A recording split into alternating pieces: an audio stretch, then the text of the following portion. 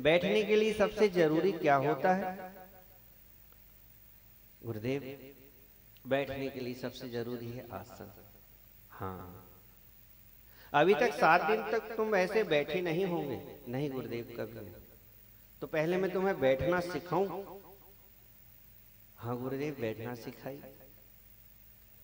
तो सबसे पहले सुखदेव जी ने बैठना सिखाया। जितासनो जितश्वासो जित संगो जितेंद्रिय। परीक्षित, सबसे पहले आसन को जीतना। गुरुदेव, आसन कितने प्रकार की होती है? परीक्षित, आसन 2 प्रकार के होते हैं, एक बिछाने वाली और एक बैठने वाली। अच्छा, बैठने वाली आसन, बैठने वाली कई प्रकार की आसन। कोई ऐसे पैर मोड़कर बैठ जाता है, कोई ऐसे पैर मोड़कर बैठ जाता है। लेकिन सबसे बढ़िया आसन मानी जाती है आलती पालती मारकर बैठना, जिसे सुख आसन कहते हैं। इस आसन में हम बहुत देर तक बैठ सकते हैं। जिनको घुटनों की समस्या है उनके लिए नहीं कहेंगे, वो कुर्सी में बैठ सकते हैं। इसको सुख आसन कहते हैं। इसमें बहुत देर तक आराम से आप बैठ सकते हो, इसलिए नाम ही है सुख आसन। इसमें कष्ट नहीं होता ज्यादा। और आड़े तिरछे पैर करके अगर आप बैठोगे तो जल्दी बदलना पड़ेगा इसे। अच्छा गुरुदेव, बिछाने वाली वो 3 प्रकार की होती है परीक्षित। एक मृगछाला, मृग के चमड़े की आसन। दूसरी कुश आसन, कुश की एक घास होती है उसकी बनी हुई आसन। और तीसरी ऊन के धागे से बनी हुई आसन।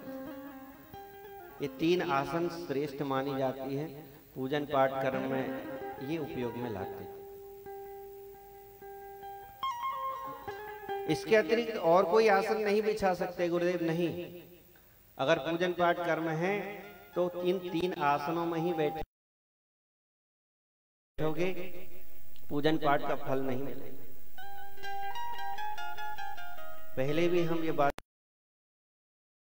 है कि ध्यान रहे, कुछ नए श्रोता भी हो। तो मृगछाला वर्तमान में दुर्लभ है।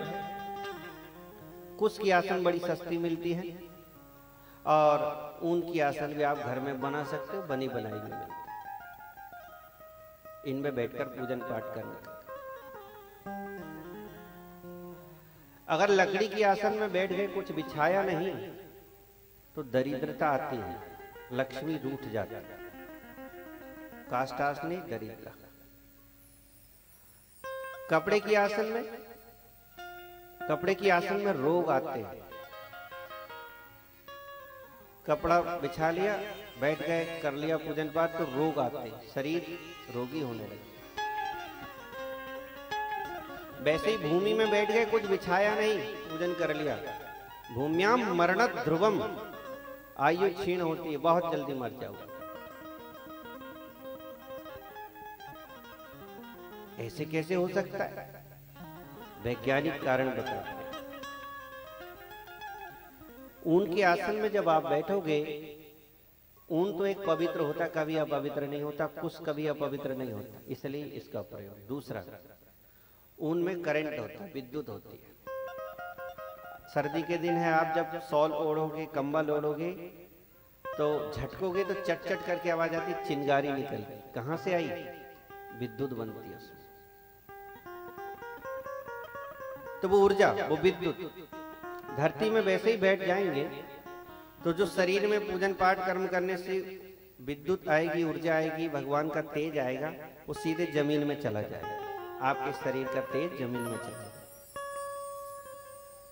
बल्ब जलते हुए आप देखते हो, बल्ब कैसे जलते हैं?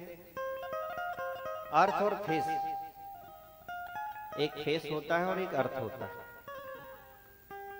बल्ब में उसको सीधे नहीं लगाते, बल्ब के अंदर एक सीरीज बनी होती है, एक तरफ अर्थ लगाते, एक तरफ फेस, तब वो बल्ब जलता है और उजाला देता है।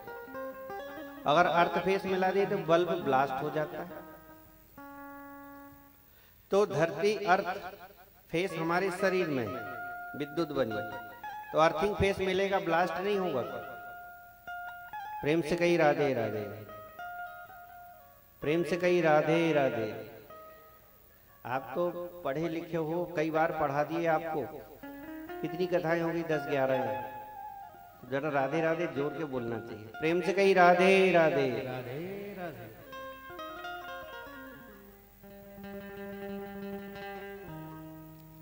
तो वैसे ही भूमि में नहीं बैठना।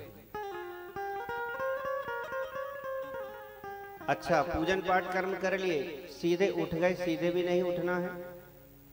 आसन के नीचे जल डालकर मस्तक पे लगाते हैं तब उठते हैं। अगर कोई ऐसा नहीं करता तो इंद्र उसका आधा फल ले लेते हैं पूजन का।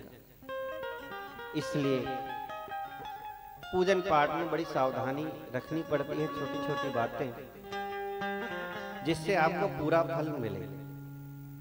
कोई अनुष्ठान, कोई व्रत आप करो तो ये प्रक्रिया जरूर करें, और ये लापरवाही ना करें कि जो मिल गई, ऐसी प्लास्टिक की चटाई मिल गई उसी को बिछा लिया, ऐसा नहीं करना। सस्ती वासन मिलती है, कोई ज्यादा महंगी नहीं मिलती, ये आप ला सकते हैं। जितासनो जितश्वासो